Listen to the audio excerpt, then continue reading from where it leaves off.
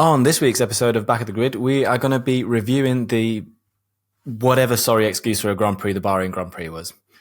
Let's go.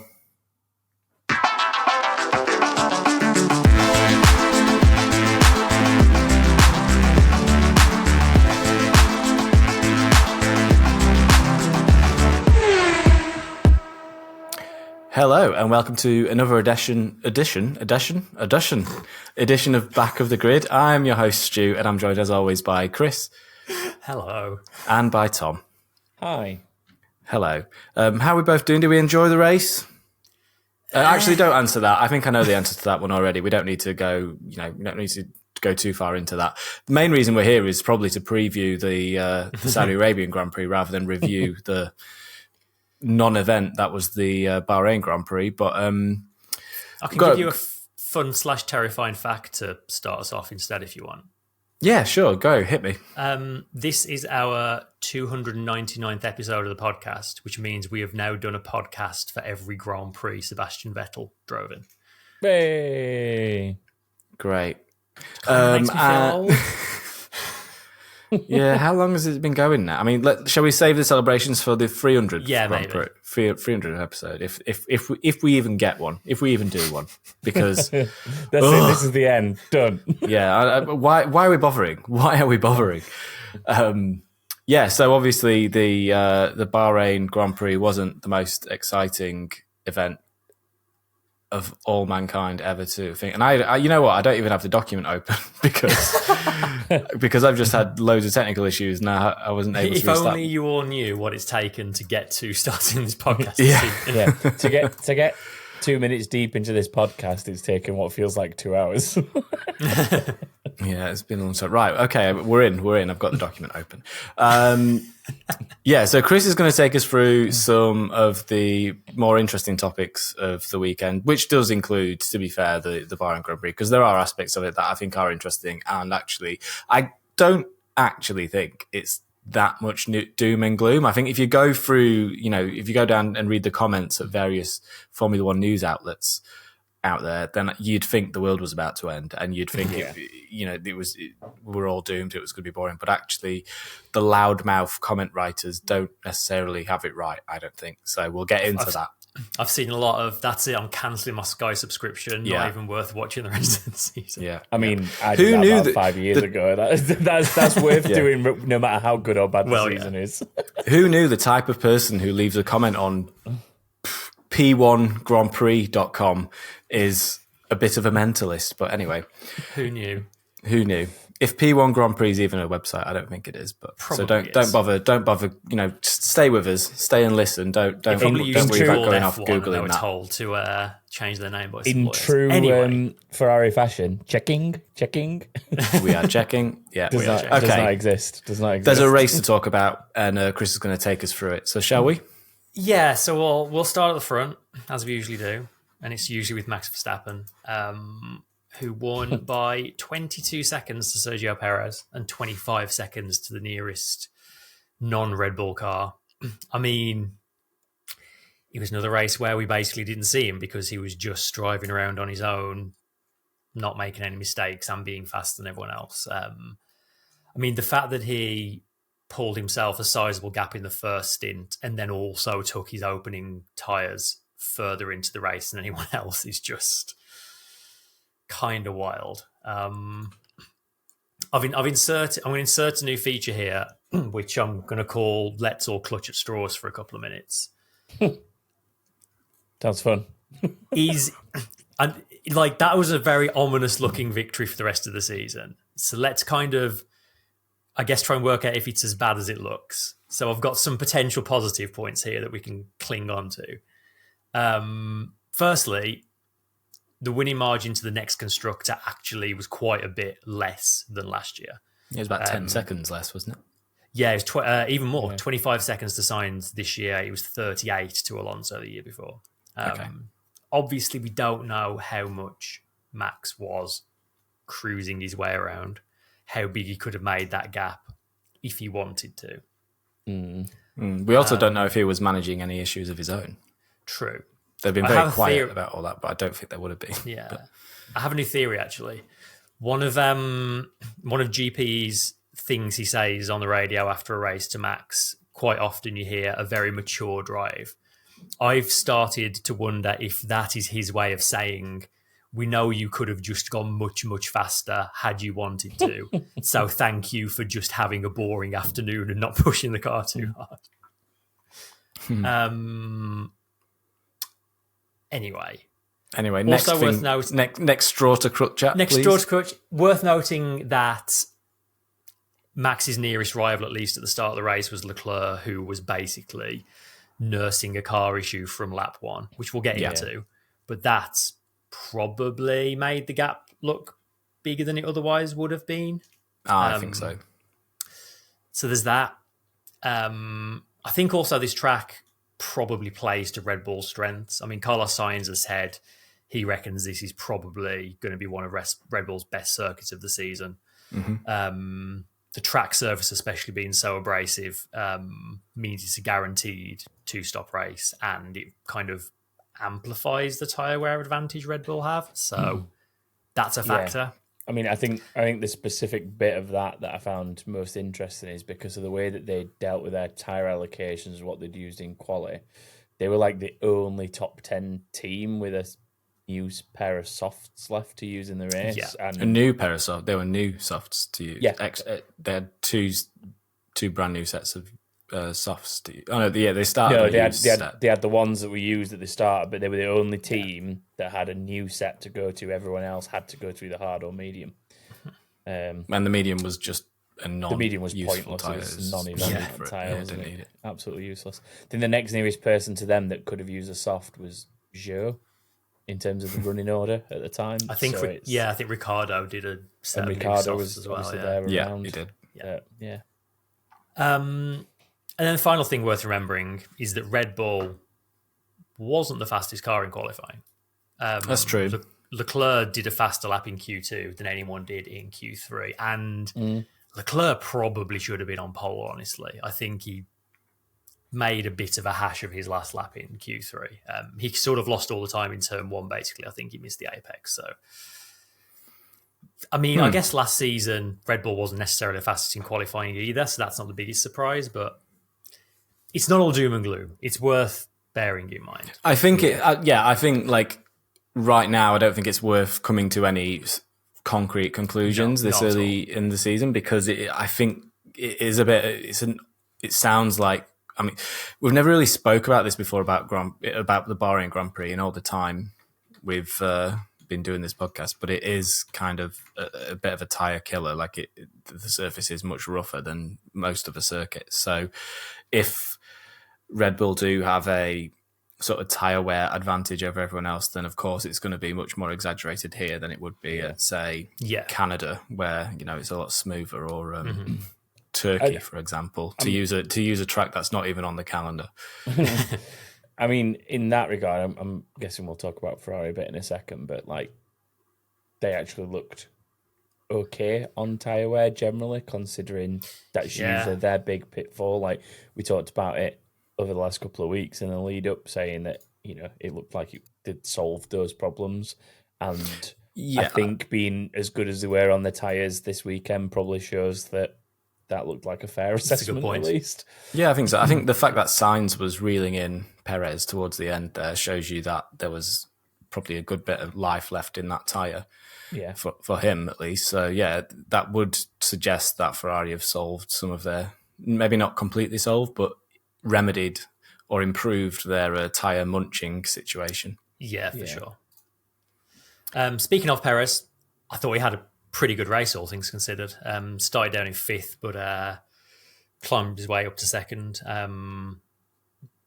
I think, although Sainz closed the gap, I think Perez had the measure of him in that last stint. I think he was sort of managing that gap well enough. He basically did exactly what he needs to do in that Red Bull seat, didn't he, ultimately? He did his job. He ticked the box as number 2 driver. He ticked the box perfectly, didn't he? So pretty solid drive. Yeah. Right, Ferrari. Leclerc, man. I don't know how many black cats he's run over, how many ladders he's walked under in his years, but man, he seems to have some issues. Yeah, he's got some bad luck. This week, it was brake temperature issues. Apparently, at points, there was 100-degree difference between brake temperatures from one side of the car to the other. That sounds a lot, but when you consider these brakes get up to 1,000 degrees, that's only a 10% difference. It is. But it's obviously it's noticeable. It's a very considerable noticeable. difference, though, as well, to be fair. But it was enough that he was having lockups all over the place and the car was pulling to one side under braking. I mean, he did well to manage it in the way that he did. He managed to, because he dropped down as low as fifth at one point, I think. Was it fifth or sixth? But he definitely fifth for a while, I think. I don't know if he managed to sixth. get back and pass Russell to finish fourth in the end, wasn't he? Yeah. Yeah. Mm-hmm. So he did well under the circumstances, but frustrating because I guess we didn't really fully get to see what Ferrari as a whole sort of are capable of this season. Yeah. From Sainz's point of view, a cracking drive, I thought. Sainz just... Yeah. He was like, oh, what's that? Charles has got some issues. I'm just going to slam it up the inside. Yeah. See ya, mate. Yeah, I'm not going to bother asking if I can be let by. I'll just launch it up the inside of him. Yeah. I mean, it'd be unfair to describe Leclerc as the most overrated driver in Formula One, I think, given his issues with his car compared to his teammate. But it was a good old move from Sainz. He wasn't messing around. It was a good one. The commentary was annoying through that whole thing. And I've heard people say it was the same on most of the commentary sources. Like, people using this to sort of push the narrative that, like, oh, Carlos Sainz has, like, got to show what he can do this season and he's, like, putting his authority on Leclerc. And it's like, the man's brakes are knackered. Like, this isn't a narrative. Yeah, well, they didn't know that at the time, though. They didn't know that. No, they did. Oh, did this they? is the thing. So I think it was on... This is Sky commentary. So apparently it's happened on Sky and F1 TV. And what's his name? Lead comms on F1 TV. Alex Jakes. Apparently he was at times like reminding the co-commentators that, like, you know, he's got brake problems here. And they just kept like hammering home this like narrative. I guess they've pre-decided is going to be one of the stories of the season. I mean, I don't know. one of the co-commentators was David Coulthard, so what do you expect? Okay. It's a miracle he was even talking about what was happening on track. Narrative. He will always find some kind of narrative if he wants one. Yeah, but I don't mind DC for that reason. I think I don't like it when he's sort of pushing the Red Bull being the greatest thing on earth narrative. Like that bugs me a bit when he gets down that path, and he tends to hate on anyone who's sort of having anything close to a rivalry with Red Bull. But I think overall he does think of things that you wouldn't necessarily think of, and he does bring insight to the table. I think it's just maybe, I mean, to be honest, I've got to admit I was falling asleep through most of the race, so it's difficult to... if it's any consolation for you, Stu, DC is not interested in defending Red Bull right now. He's more interested in telling the world that Carlos Sainz has a Scottish girlfriend, because he must have mentioned that like 4, maybe 5 times through that. I mean, that's not really the insight I'm here for.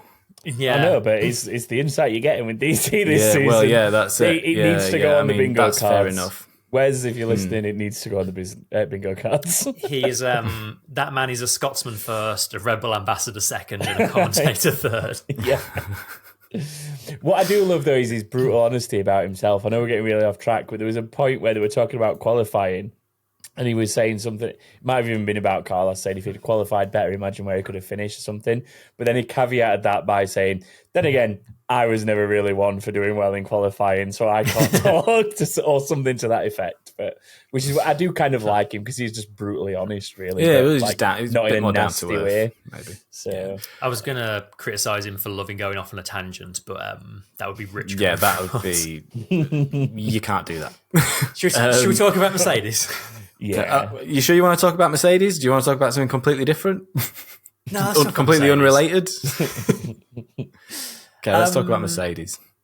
Russell had a good start, put a nice move on Leclerc to take second, but both Mercedes actually were struggling with overheating power units and had to do a lot of managing low engine motors, lifting and coasting, all of that stuff.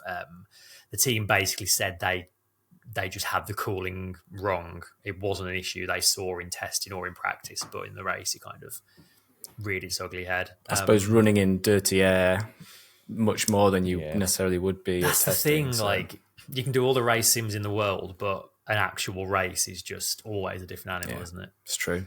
Yeah.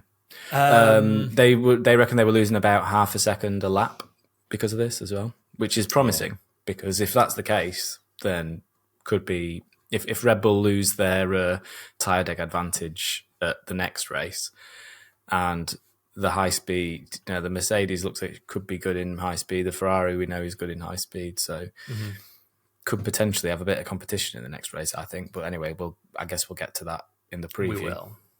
Hamilton was pretty anonymous, I thought. He just kind of seems to get stuck in the first stint and didn't make much progress. Kind of. He made a couple of places later on, finished 7th, but yeah, about as anonymous as Lewis Hamilton has been in a Grand Prix for a long time, I think.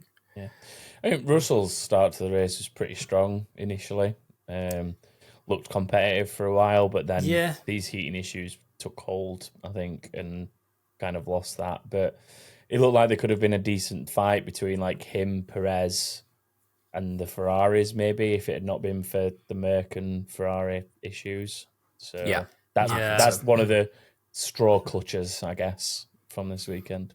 I don't think that's a straw clutch at all. I think that's legit, man. I think that would have been an exciting thing to watch. Like we all kind of knew that Red Bull were going to be really, really powerful around the circuit. I mean, they've had 30 hours of running around here over the last sort of week. So they're probably all fed up of it. Yeah. I mean, if there's a way of getting a car in tune with a track, then that's probably a way of doing it, isn't it? Yeah. So again, another reason why this might not necessarily be representative for the rest of the season. I think going testing at the same track that you then have the opening race of the season at is a bad idea. Yeah, because it gives you this. Yeah, it definitely makes the opening Grand Prix worse. I don't think there's any doubt of that. Like I get that, like they're trying to make it a bit more, a bit greener and a bit logistically make more sense, kind of thing. But I just don't. I think it's too much of a detriment to the sport itself by doing this, to the event itself, the actual race. So I think next year really they ought to be testing somewhere else. I mean, even if you want to stick rumors, on, I was just going to say, when there's some rumors that we were meant to be getting back to a position where Australia was the first race from next season. Yes, I think Australia have a contract for first race in next year. Discord is telling. I thought it was a couple years time. I thought it was from next year. So that might at least bring a bit of that back to some. That would be good as well, because Australia is like a weird circuit. Like it's a real outlier of a circuit, Australia. Yeah. So, and it for me that is the season opener. Like, since was it 2021? It changed, didn't it, to Bahrain? Before that, because 2020 they were in Australia. Oh yeah, of course. Everyone was there, and then they, including me, then they. We did have an era before that in the 2010s as well, 2012 or something around that time. There was a point where Bahrain was quite early on the calendar, if not the first race. Yeah. Can you believe we've been going to Bahrain for 20 years now? It's crazy, isn't it? It's mental. Yeah. It's almost as long as I've been watching Formula 1. Have you seen the fashion of the drivers race? at the first Bahrain Grand Prix? It is awful. Yeah, those early 2000s fashions were something else. PVC trousers, pretty much. Michael Schumacher. Dear. It was weird, man. Anyway, that's too much of a tangent for this episode. So Mercedes, we do think more to come then. Mm-hmm. And Ferrari. I think both teams, more to come from them. And McLaren. Let's get into McLaren. Yeah, so Lando said he was struggling with a lack of rear grip for a lot of the race.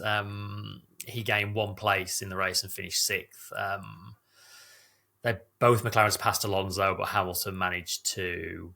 Oh no, Piastri had a slow stop, didn't he? And Hamilton got past him then. Slowish stop, and Hamilton undercut. It was more of an undercut, I thought, but yeah. Yeah. I mean, this is traditionally one of McLaren's poorer tracks on the calendar, so 6th and 8th on one of your poorest tracks, probably bodes quite well. It's better than 9th and 10th, better than 19th and 20th. We've got Saudi Arabia next, and then what's the third race? Australia. Yeah, I mean, you couldn't have 3 more different opening rounds, so it'll be good to see kind of how they all shake out after those first few races. And at least we don't have to wait very long for the next one. That's for sure. Yeah. McLaren have also already said they've got an upgrade package coming in Miami, so onwards and upwards, I guess. Yeah. Aston Martin a bit disappointing. Alonso dropped from 6th to 9th. Alonso's qualifying. Can we talk about that for a second? Qualified, was it 3rd he qualified, Alonso? No, he was 6th, wasn't he? No, he was 6th. Oh, was he? Yeah. I thought he was right at the top of the timesheets at one point. I think in Q1 or 2 he maybe popped up higher. Stroll was fastest in Q1 and Alonso was like a 10th behind him. Oh, that was it. Yeah, I knew. So an early session they were up there, but they were Friday qualifying is messing with me, man. Like when you're busy doing other stuff, it's hard to keep track of like what actually is happening in Formula One. I'll tell you what's nice though. Watching a Grand Prix is a very Sunday feeling. And then when you have another day of weekend after you've watched a Grand Prix, it's like, a bonus weekend day. Don't say things like that because they'll try and make it a permanent thing, Chris. Stop embracing it. God, yeah, don't do that. Lance Stroll had a great race, though. He got punted by Hulkenberg at turn 1, dropped to last but 1, but climbed his way all the way back up to 10th, got himself a point. 1 point. That Aston is good, man. It's a good car. It's a better car than I think people are giving it credit for. If Lance Stroll can do that in that car, then that must be a good car. Yeah, so. I'm hoping this is another kind of. I was expecting more from Alonso this race, so I'm hoping they kind of get back in the mix a bit more as well, because they never really seem to have the pace to fight with McLaren and Mercedes. Which is kind of where we expect them to be closer, I think, after testing. So yeah, they could. I think that they're in position where they could maneuver into the fight. I don't think they're necessarily out of it just yet. And again, like we don't really this race. I don't think was particularly representative. I think the next couple of races are going to give us a much better idea of what sort of gaps we're looking at and what sort of pace we're looking at in terms of the teams and who actually is in the lead. I think we know who's in the lead, but how close it's going to be. How close it's going to be among the top 5. I think that's the thing, because each appears to have different strengths as well. So it's going to be interesting to see track to track, how that varies and who's going to be where. Williams had a weird race. So Williams have finally moved to the screen on the steering wheel rather than the screen being attached to the car, which every other team has done for a decade now, probably. Yeah. And it's immediately turned around and bit them because their new steering wheel caused them no end of problems.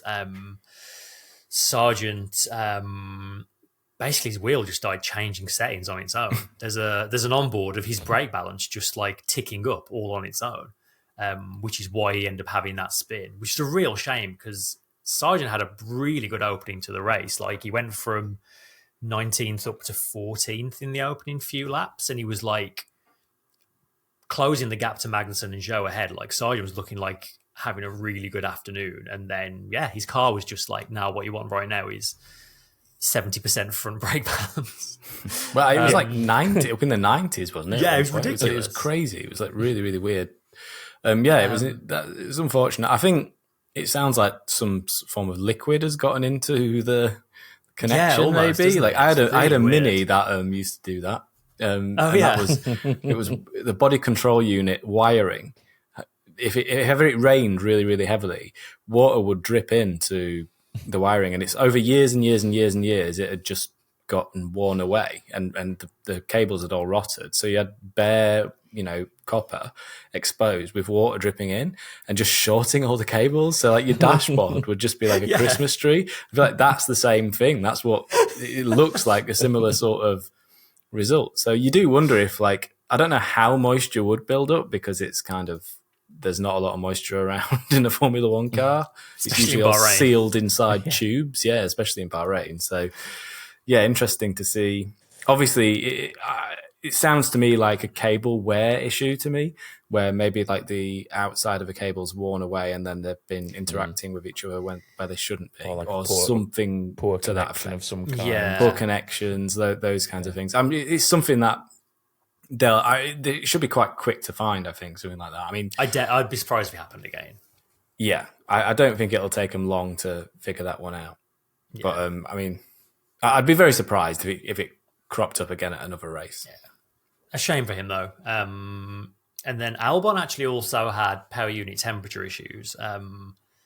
Hopefully for Mercedes, that's just a coincidence and it's not an inherent problem with that power unit. But Albon did say after the race, like, although they had a lot of these kind of issues that caused them problems in the race, generally he was really happy with how the car was feeling and he's feeling quite optimistic. It does look a much better car for this point in the season, especially for Williams. So, Yeah. Yeah, fingers crossed for them. Yeah, interesting. The The team without a name.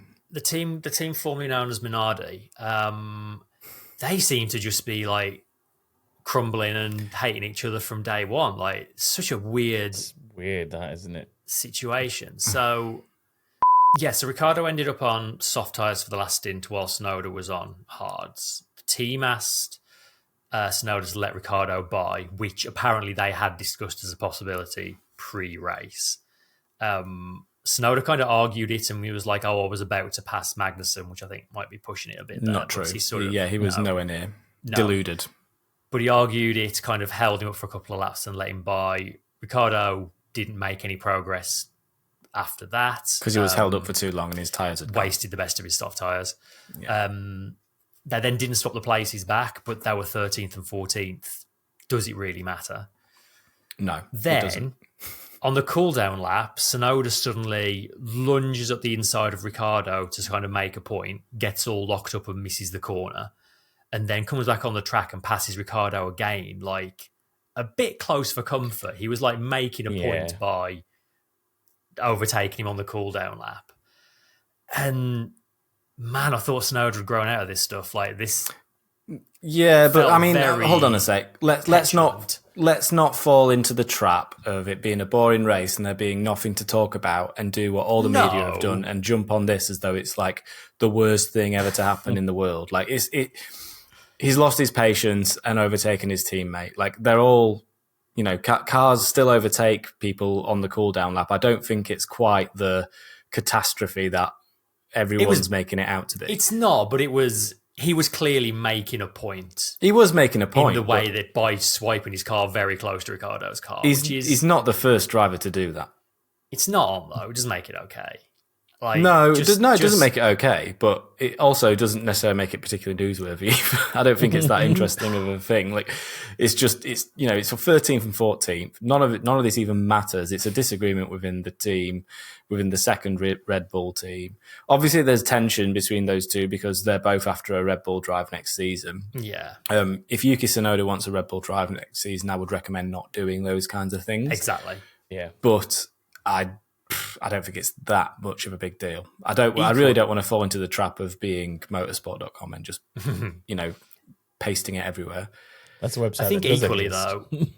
though, if Ricciardo wants a Red Bull drive next year, he needs to not be in a position where the team need to be asking Tsunoda to let him through. Like, Ricciardo needs to really stamp his authority on that team this season. And honestly, Tsunoda was faster than him for most of this weekend. It's only one race, but Ricciardo long way to go. There's a long way to go. There is a very long way to go. But with the driver market being how it is this year, I think Ricciardo needs to be faster than that pretty soon because Red Bull aren't going to be able to just sit around and wait for the end of the season to make their driver choice. No one is this year. No. But yeah, you're right. Shall we talk about Sauber? Yeah, good drive from Joe. Started down in 17th, but he jumped up like 4 or 5 places on the opening lap, I think. finished just outside the points in the ending 11th. That car didn't have a whole lot in qualifying, but race spec, it looked better. Bottas. Yeah. I can't remember where Bottas was. He was having a middling race, and then he had a cross-threaded wheel nut in the pit stop and had a nice 50-second pit stop, which was... he loves a cross-threaded wheel nut, doesn't he, old Bottas? Name a more iconic duo than Valtteri Bottas and cross-threaded wheel nut. And the cross-threaded wheel nut. Hello, Milton Keynes. We are Valtteri Bottas and the cross-threaded wheel nut. That is a joke for one listener. I hope you enjoyed that. Yeah, I know he enjoyed it. He's in his van, absolutely cracking up at that joke. The thing with Bottas, though, he had like a decent start from what I remember. Like he jumped a good couple of people, and that actually got him caught up in the mess that did the damage in the first place. Yeah, that caused him to end up back at the back, like because what was it? It was Hülkenberg and Stroll coming together. Hülkenberg punted Stroll around, and Bottas just kind of tripped up over all the mess of that, and ended up with rear front wing damage and stuff, I think. So, and then obviously the iconic combo. Haas, I'm interested to talk about because they kind of look like they might actually be sort of half decent this year. Like, qualifying was exactly the same as we used to. Magnussen was somewhere towards the back. Hülkenberg massively overperforming and ended up in the top 10 again. Sadly, Hülkenberg ruined his race at turn 1. He ran into the back of Stroll. I mean, Stroll's car was in a slightly weird place, but ultimately, Hülkenberg drove into the back of him. Needed a new front wing, dropped to the back, finished 16th. Yeah. But then Kevin Magnussen went forwards in the race. I don't remember the last time we said that about a Haas car. That's the most anti-Haas thing of recent seasons. Yeah, but for years now, they've had this problem where their race pace has just been nowhere and their tires fall off and they go backwards. And it actually looked like a all right race car. Like he finished 12th in the end. He was able to hold off Ricciardo and Tsunoda behind. I mean, probably helped by Ricciardo and Tsunoda faffing around between themselves, but yeah, cautiously optimistic about Haas, which is... So obviously the work Haas have done over the winter is on tyre degradation and trying to make sure that their car is able to be a race car and not just a relatively fast qualifier. Would we say that they've achieved that, given that this circuit is very, very high deg and they seem to have been able to have that way, doesn't it? A decent showing? I would say it looks that way. It very much does. I mean, in testing, they basically didn't do any qualifying runs because they were like, that's not what we need to do here. We just need to work on race pace and tyre wear. And it seems to have paid off. If that car was munching tyres, they would have sunk like a stone. Yeah. So at this circuit. And they've done the opposite. They've done more or less. They've had a very manageable pace throughout. Yeah. For a midfield team throughout the race. So it seemed very consistent and just able to be a race car. So that is absolutely what they were desperate for. It looks like they've got that this year. So let's see what the next races hold for Haas. I'm interested to see. Hopefully, maybe maybe they can move forward. I don't expect them to bring in upgrades every race and be, adding loads and loads of pace to the car, but it'll be nice to see them actually competing for a while. Yeah. They need to grab some points early doors while they can, because as you say, I don't expect them to develop quite as fast. I have a real soft spot for both their drivers as well. Like I really like Hülkenberg and I really like Magnussen. So I want to see those drivers deserve. For me, those drivers deserve a better car and deserve better performances. They deserve a better race car. They deserve to be battling with their peers. They're fun drivers to see in a fight. So I would definitely want to see more of that. Yeah, agreed. And finally, Alpine. Bottom of the pile, slowest in quali by a chunk. In the race, they only finished ahead of Sargent and Bottas, one of which had to change his steering wheel, the other of which had a 50-second pit stop. Yeah. The official team line is that they expected to have a struggle and that it's a brand new car concept and it's going to take some time to unlock the potential in it. I mean, it's like 30 kilos overweight, isn't it? Or something like that. It's horrible. Yeah, it's ridiculous overweight in F1 terms. Whatever it is, it's overweight. In F1 terms, it it might as well be 30 kilos. Like, I mean, it's a 30 lot. is like gross, like morbid. Morbs. We call it morbs. I mean, there's a reason that they've not put any paint on it. Let's put it that way. Well, But, yeah. Like, it's, yeah. I mean, they're talking about having, it's a new car concept, we're working on it, blah, blah, blah. At the same time, their technical director and head of aero have now left the team. Buggered off. Yeah. Yeah, basically. And like, We've had this is enough. We wash our hands of this. Goodbye. Thing Well, is, it's more of a restructure, isn't it, than them quitting? Yeah, they've had a new technical structure, which every F1 team loves to hide people leaving the team under the guise of a new technical structure. I mean, it's hard to say whether they have left or been pushed. They were both present at the car launch. In fact, the technical director was doing one of those like little tech talk things on F1 TV like a few days ago, showing off the new features of the new car. He's gone. Here are the new features of the slowest Formula One car.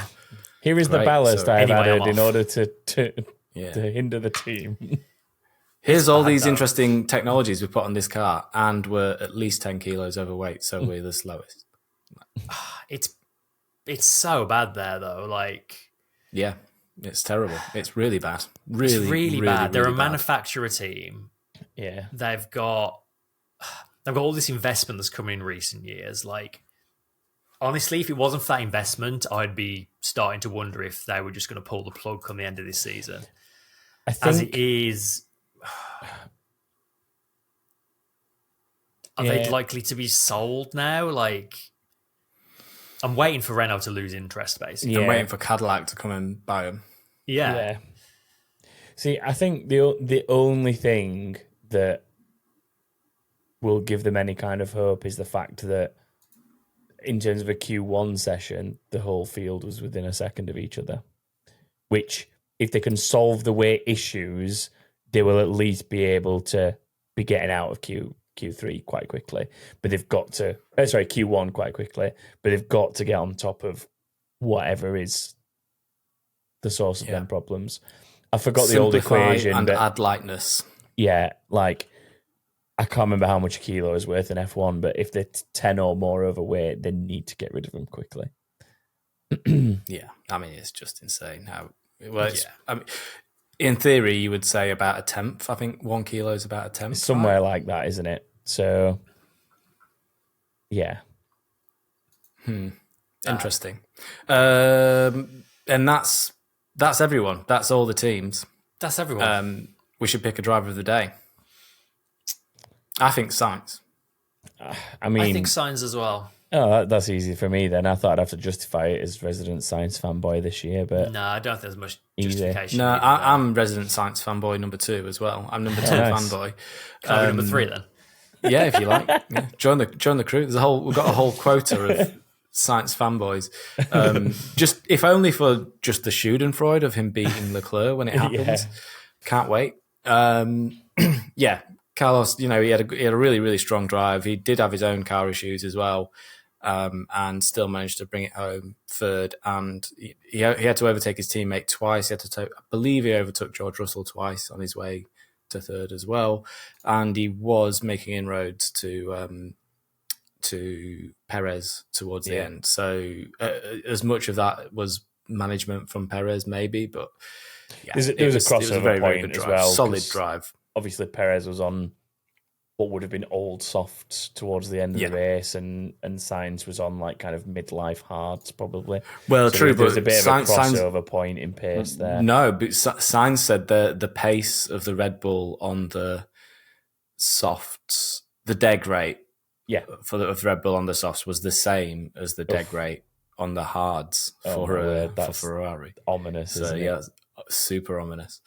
But it is at a circuit with extremely high degradation. People are saying it won't be the same elsewhere. Whether that's a straw being clutched on, I don't know. But we'll find out in a week because the next race has a different sort of setup. Move of the day. I mean, the same man had a good couple of candidates, didn't he? I'm trying to think of ones that aren't Sainz. Russell Russell had a good one, yeah. Leclerc, he was around the outside. Yeah. I'm hesitant to pick an overtake on Leclerc though, knowing that he was just desperately trying to keep it in a straight line under braking.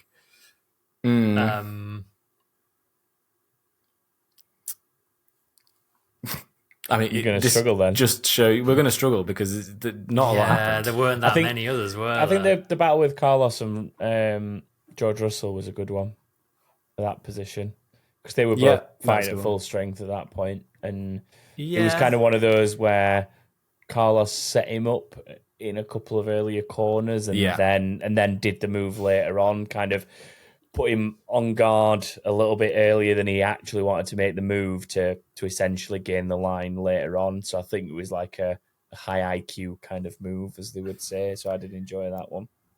Yeah, I think Carlos and Russell. I think let's do it. Let's give him both. Let's do it. And then the next one.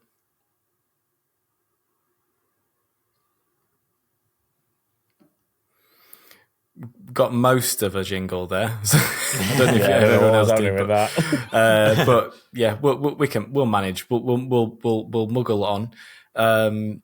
This shows you what a dull race this was, because for me, there wasn't even anything that particularly WTF about this race. We've got Williams changing settings by itself, which is pretty crazy. It is, yeah. You got Yuki road raging Ricciardo, I suppose. Alpine just being rubbish, which is not really, I don't think that's much of a WTF because we all saw it coming. Bottas crossford wheel nuts.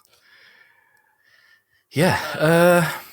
I think the brake bias changing is probably the winner there, because imagine being in a car that you drive at the speeds they drive these at, and just like kind of on your peripheral vision, just seeing the brake bias going ba ba ba ba ba ba ba, and you're like, I've got to brake now. What's going on? Bad news bears. Yeah. Let's have that then. I mean, that is pretty hectic. Anything with brakes is like scary as well. So it is pretty scary. That's fine. Let's embolden that. That's it. So shall we do some predictions? Go through some predictions. Yeah. So let's do a quick roundup of how it went this weekend for everyone. So as quick as possible. We basically scored a point each from our sporadic predictions. I got the Verstappen win, Stu got the Verstappen pole, fastest qualifier, and Chris got Ocon's finishing position, 17th. Our listeners fared far better. We had 2 5 out of 5 this week. We got Callum Outram and Steen Nielsen, who both scored a perfect weekend. So both of you, please honestly, what the fuck are we doing here this week? Surprised how many people said 20 finishes. Yeah, quite a few. There was a big number of people. I've not taken the exact figures, but I would say that the top 10 people scoring all scored what they did because they'd gone with no one to DNF and 20 finishes. So yeah, that was. I thought I was being clever saying 19, but not clever enough. Yeah, it turns out. Good luck to. Well done even to all those people. And then a quick stop into the fantasy world where we've got Fantasy F1. Tula's Racing Co. won this weekend with 247. Very smart move of putting the triple point boost, the triple DRS on Max Verstappen for the opening race of the weekend. Risky. You might say a risky move. Well, yeah, could have been a risky. No guarantee. It was something that worked out. Let's put it that way. Yeah. And then over on Grid Rival, A Martin 57 scored 924 points to win out over there this weekend. So if you want to get involved with any of that or see where you finished in any of those, head to backofthegrid.com. All the results for predictions are on there. You'll also be able to submit some for the upcoming race in Saudi Arabia, which we'll cover in a minute. And then there's links on there for the Fantasy F1 teams and the Grid Rival teams.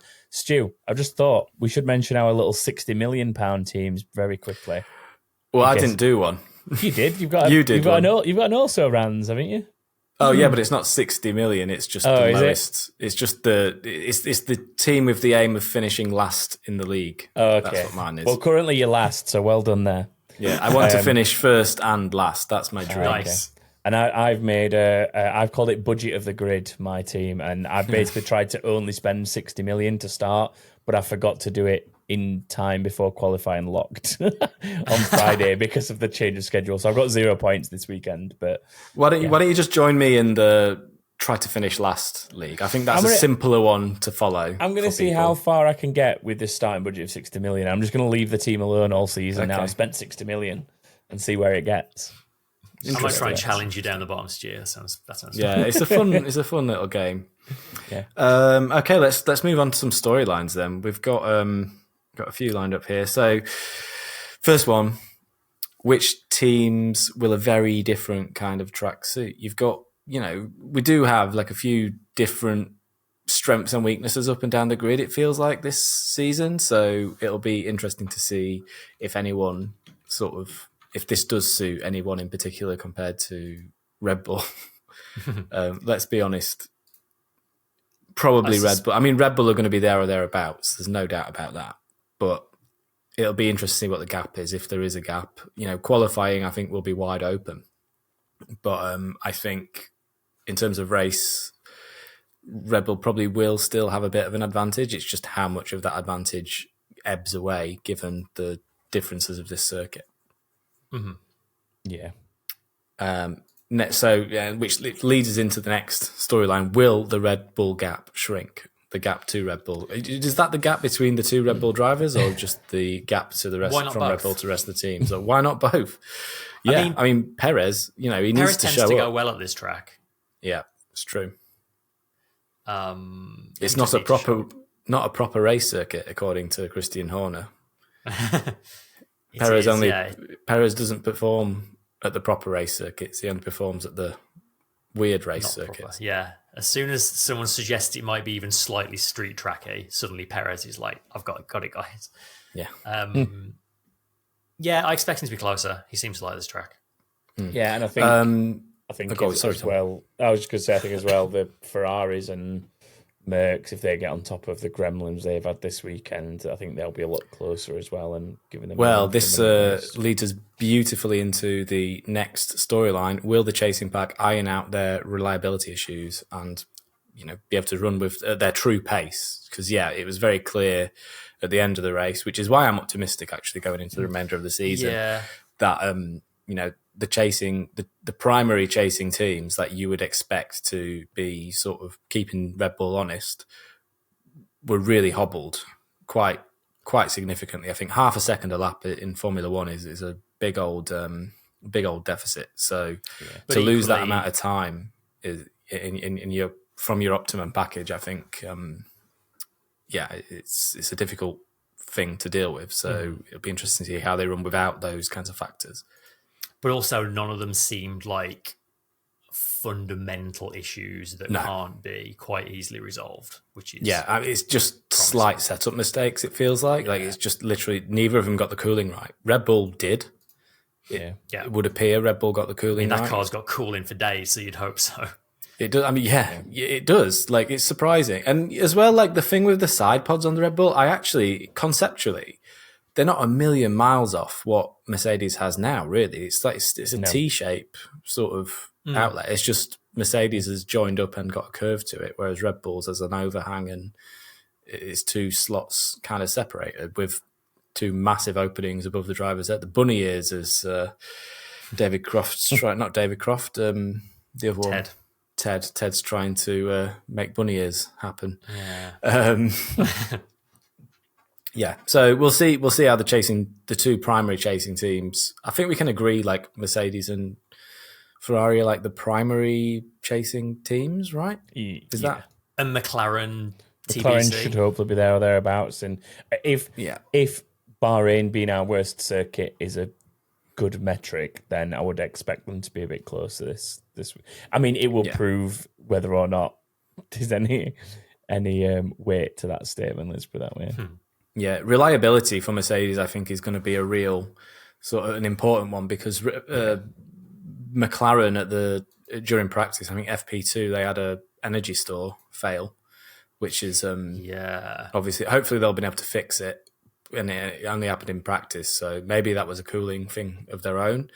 But it's definitely something Mercedes will be really wary of. All the Mercedes running teams will be really, really careful. There's 4 of them. it's going to make a difference to them. I think if they are having issues, and the power units maybe a bit of a weak link in the car, so they're definitely going to need to fix these reliability issues going into the remainder of the season if they want to compete at the front. But hopefully they're just one-offs and not fundamental issues with the power unit for 2024. And finally, we've got actually I've got another one after this, but first races of the new F1 Academy season. Yeah, because with testing being so close to first race of the season, we never really talked about the fact that F2 and F3 started last weekend as well. Maybe at some point in a preview episode, we'll do a little bit of a sort of feeder series kind of proper chat. But there's an F2 and F3, two F2 and F3 races from last weekend that are well worth catching up on if you missed them. Yeah. And then this weekend we have F2 and F1 Academy who are having their first 2 races of the season. So they're well worth watching as well. Yeah. Antonelli actually had a decent race. He thrashed his teammate in the feature race. I don't think you can read much into that yet, though, because the Premers are really out of it, aren't they? They made an absolute hash of it. Yeah. And it was very much the team, because you'd expect that team to be near the front normally. Prema, but they're a really good F2 team. So it's surprising that they were where they were, but I'm sure they'll get on top of their issues. And the point is in terms of teammates, Behrman is a Formula 2 race winner. He won 4 races last season, his rookie year, and he's just been absolutely owned by Antonelli in the first race of the season. So he beat him in qualifying and in both races. So, but in the second race, in the feature race, by quite a margin. So it'll be interesting to see how that dynamic plays out over the remainder of the season. And that was my final storyline, actually. So if anyone's got any more, say now, or we will start to make some predictions. No, let's not delay. Yeah, I think we're going to predictions. So we will go through our 5 predictions for this weekend. And remember, head to back3.com if you want to submit your own. Right, let's start with fastest in Q3. I have a simple question. Are either of you going for anything that's not a Verstappen double here? Yeah, I don't think Verstappen's going to get pole. Okay, I don't think so either. I'm intrigued to hear your thoughts then. I'm going to go Sainz. Okay. Again. Oh, you had Sainz last week, didn't you? I had Sainz for the win. Yeah. I'm going to go Leclerc. Interesting. Okay. Well, I am going with Verstappen for the pole. Boring. It may well be, but I'm going with Sainz for the win. So I'm doing a flip reversal of what I did last week, which is what Stu went for last week. Well, I will take your reversal and I will raise you a reversal of my own. I'm going to go Verstappen for the win this week. Can this just be our season, just this back and forth? Yeah. Back and forth, maybe. Where's that leave me? Where does that leave you? Are you going double Leclerc again? Just like Hamilton. I could go double Leclerc for the interest of, keep it even. No, I think a Verstappen win as well. Verstappen win as well. Okay. How about first DNF? Any thoughts here? Especially with how we got on this week? Sargent. Okay. Sargent for Stu. Chris, anything to add to that? I'm going to go for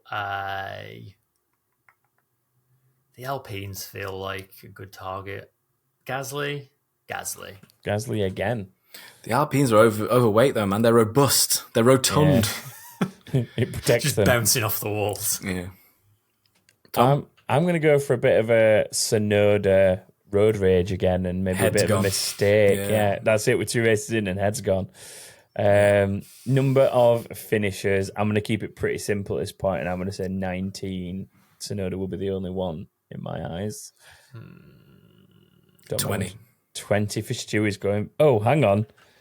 A Sargent first DNF, but a 20 finishes. That's some bet hedging if I've ever seen Hedging it. my bets. Yeah. I think you're mad if you think there's going to be that many finishes at this track. In fact, can I change it to no DNFs, please?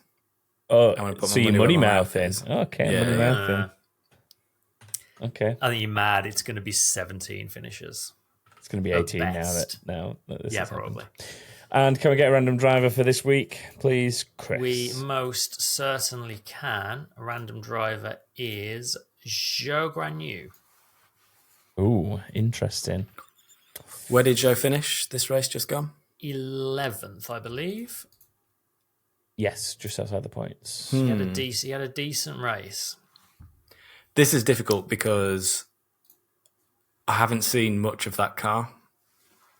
And I don't know much about that car yet. I'm less confident in that car at this track than I was in Bahrain. So I will open the bidding with a 15th. Ooh, I'm not that pessimistic. I was going to go 12th. I'll go 14th. Okay. And that is us done. That's it. So, as I've said a couple of times already, head to Back of the Grid. I'll say it right this time. Backofthegrid.com. Prize if you get 5 out of 5 right on these each weekend. And then obviously you can check all the standings and stuff. And the intricacies of any rules are also on the website. And also the links to the fantasy leagues if you want to get involved with them. Inbox time. Keep it saying now. Stay out. Box. Hey, man. Let's rattle through these guys. We don't have much time. So we'll start with Charlotte Taylor. She asks, will Liam Lawson be in the Red Bull during this season if Yuki doesn't mature? He was screwed by strategy, but did what he did on the cooldown lap. But what he did, on the cooldown lap was unacceptable, which is a shame because he outperformed Danny Rick all weekend. It is a shame. I think it'd take more than just stuff like that for them to replace him mid-season. Yeah. Despite I think the previous this team have. I think he's just got to be careful that it doesn't lead to mistakes like what I'm suggesting with his first DNF. So I think as long as he's still getting the performances on track when he needs them, exactly. I think that he'll be fine. But yeah, obviously there's an element of them wanting to rein it in for sure. But I do think Liam Lawson will be in that car next year. Yeah, I'd say so. Next one. Next one from Benson, who says, hey man, Max to Merc in 2025. Could it really happen? So this is all in relation to Jos Verstappen opening Running his trap mouth. and having a go, basically saying that Horner's got to go for reasons that I have been told by my lawyers not to say. So they involve Cocoa Pops. I feel like we should maybe briefly address that enormous elephant in the room, which we've kind of not talked about yet. And I think we're going to kind of alleged. This is all, just before we go any further, all of this is alleged, and this is it. It's been proven as fact by anyone. It's all media conjecture, so we're just joining up in the conjecture. It could all be fake. On one hand, there's been all this talk about it, and it is 90% rumor and conjecture and just people jump to conclusions, and it's just not worth feeding into that. But then equally, if these things turn out to be true, there's a human being at the center of it all, and I think multiple. And I think talking and speculating around all of that is just kind of a bit gross, really. So yeah, I think on a purely team level, if let's just talk instead of worrying about all that. That is that, and everyone knows everything they need to know about it, or they've all they all think they know whatever it is they need to know about it. Whatever. I think operationally as a team, I think obviously when there's speculation about whether or not the boss should be there, of course that's going to be derailing for the team. Of course it's going to be difficult for the team to handle. I think Jos Verstappen kind of has a point, because for those exact reasons, the team, it is going to affect the team, this stuff going on. And he's thinking about his son's world championship. But also there is this sort of undercurrent of there's power plays going on in that team. And it's kind Massively. of it's almost like civil war occurring inside the team. And again, probably everyone in that team wants all this to be resolved as soon as possible so that everyone could just move on with their lives and get on with the Formula One season. But I don't see how that's going to happen. No. And one of my worries is that actually Jos isn't thinking about his son's world championship, and actually he's thinking about himself and thinking about power plays. And I really hope Max is making decisions for himself and not because it's what people around him with agendas are telling him. Him and Jos have been on opposite ends of some of this, haven't they? So I would say that would probably back up that Max is at least doing some thinking for himself. to Max's credit, he's chosen his words extremely carefully and basically not let the media goad him into publicly taking a side into any of this, which I think is a very smart approach. Shown a rare display of intelligence and maturity. Restraint. And restraint, which is quite uncharacteristic of Max Verstappen. Particularly when his dad is showing none of those traits currently. Yeah, exactly. Well, he's probably just worried about being left outside of a petrol station on the way home one day. That's But yeah, I think that tells you everything you need to know about just Verstappen. Just Verstappen worries about just Verstappen. He doesn't worry about anyone else. Yeah, exactly. And I think Max doesn't need that.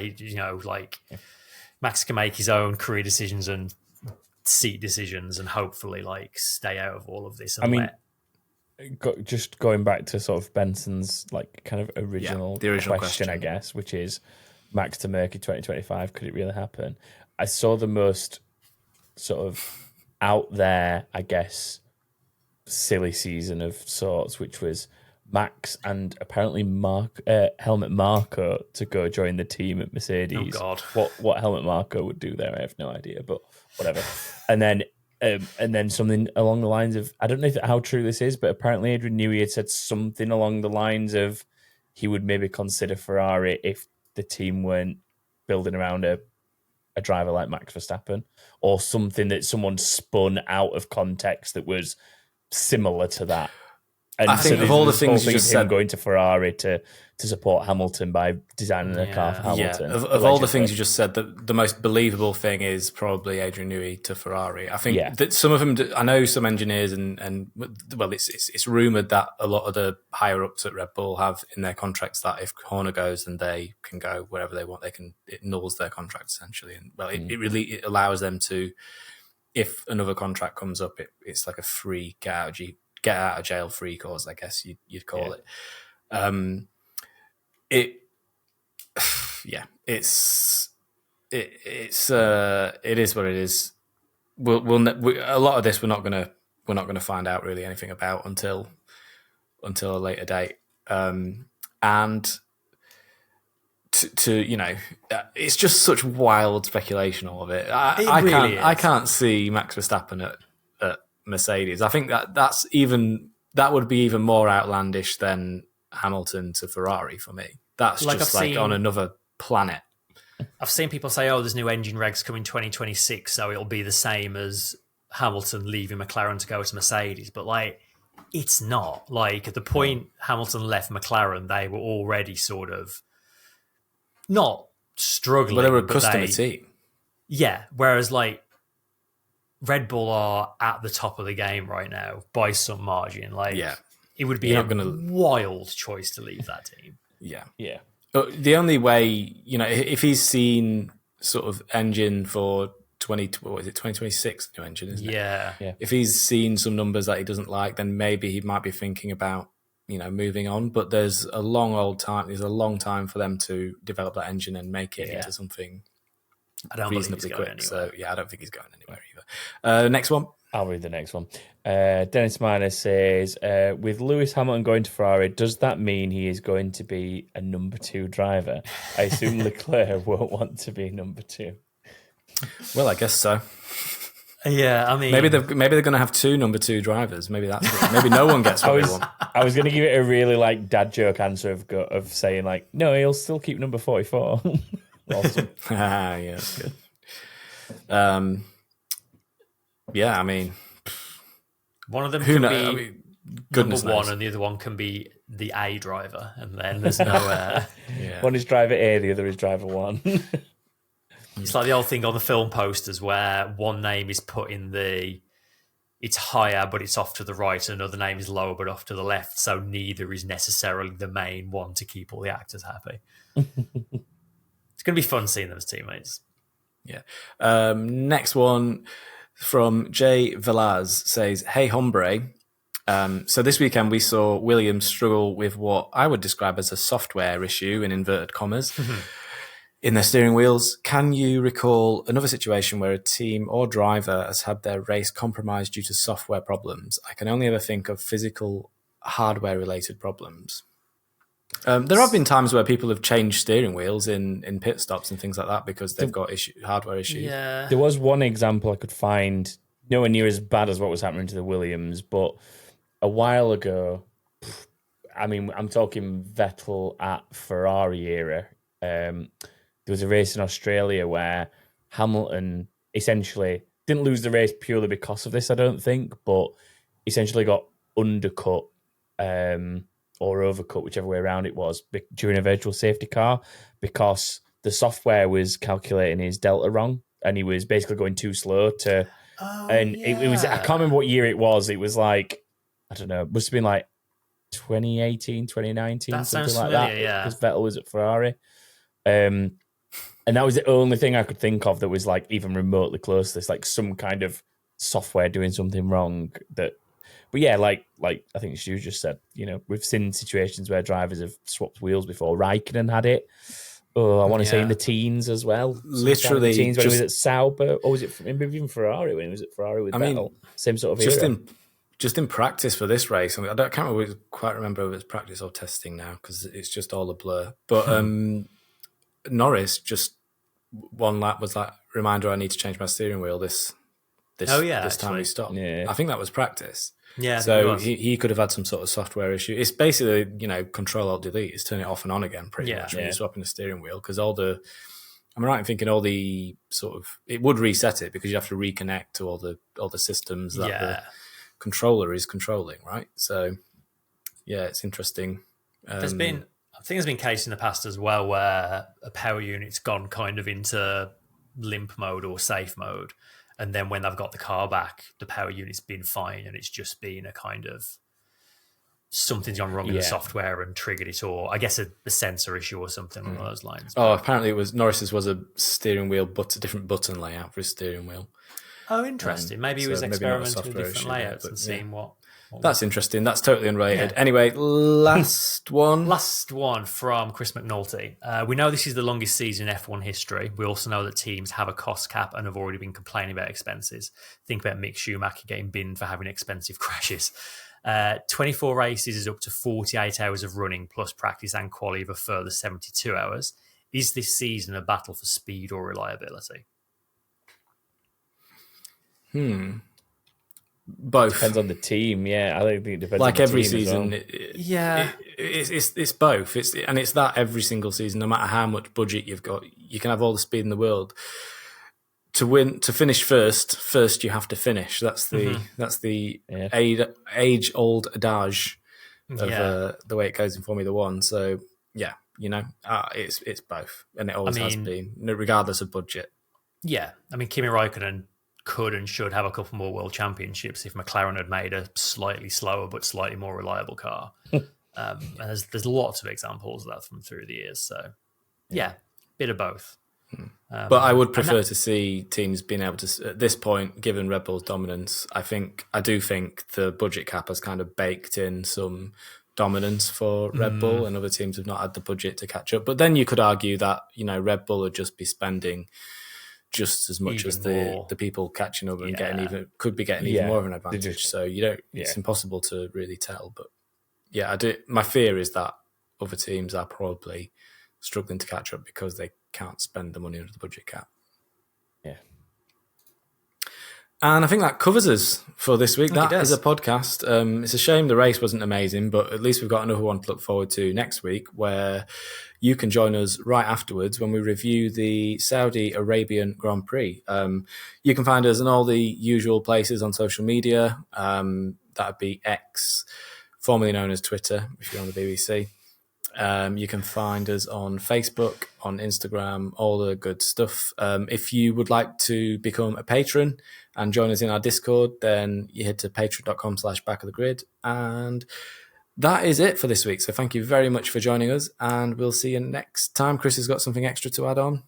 Don't forget, the race is Saturday, so qualifying is Sunday. So get your predictions in. I hope they're not qualifying after the Friday. race. Qualifying's Friday. Get your predictions in by qualifying. In Chris's Friday. Parallel universe, we're going to have qualifying after the race.